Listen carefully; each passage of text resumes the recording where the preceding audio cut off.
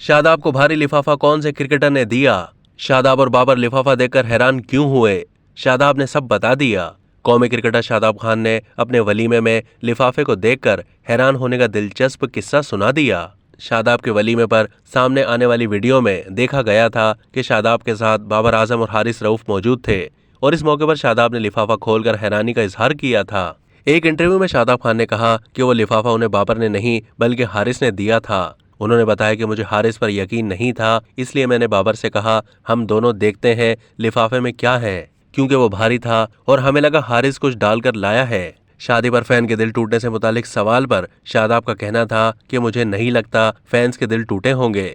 ये बात सामने आई थी कि फैंस के दिल टूट गए हैं और मेरी फैंस फॉलोइंग कम हो रही है, तो मुझे खुद पर ख्याल आया कि मेरी फैन फॉलोइंग लुक्स पर है और यह मैं शादीशुदा नहीं था इसलिए। उन्होंने अपनी बातचीत जारी रखते हुए मजीद कहा कि मुझे लगा शायद मैं इतना अच्छा प्लेयर नहीं हूं क्योंकि मेरी परफॉर्मेंस की वजह से फैन फॉलोइंग नहीं थी।